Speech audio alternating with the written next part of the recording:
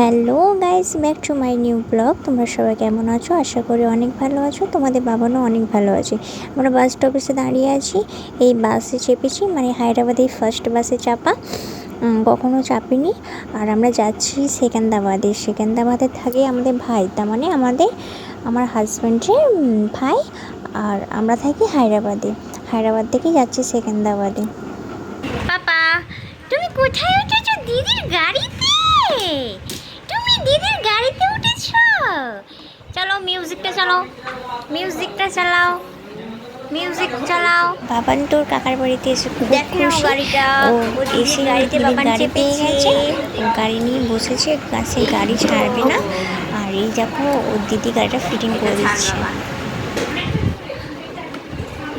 দেবে আঙুল, ওই আঙুলটা কোথাও হাতটা। তারপর আমি খাওয়া শেষ করে উঠে বাবানের কাছে চলে গেছিলাম। এখানে সবাই খাচ্ছে, দেখো তোমার দাদা ভাইও আছে, ওরা সবাই আছে, যেমন আমাদের ছোটো মাও আছে, সবাই আছে। আমি বাবার কাছে। কাকিমা কি করছো?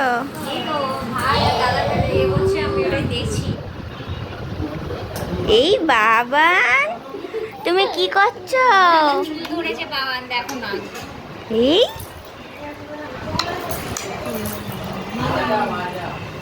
আদর করে দিচ্ছি, আমি দিয়ে দিচ্ছি দাদাকে। এই দেখো তোমাদের বাবা সানগ্লাস পরে চলে এসেছে পার্কে ঘুরতে। আমি ওইটা বলছি, ওইটা ভালো লাগছে। এখান থেকে 6টার সময় ছুটি করে ওখান থেকে যাবে। আমার ওখানে হ্যাঁ তো কি আছে, কতবার ওই যাবে? এটা দিয়ে আছে। ওটা খোলা থাকে না। এখানে বসে একটা ফটো তুলবি। কি জানি?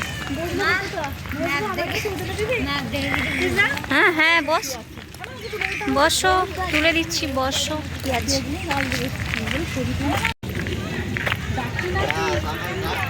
না ডাকিনি, প্লেন যাচ্ছে। এখানে যদি বৃষ্টি এসে যা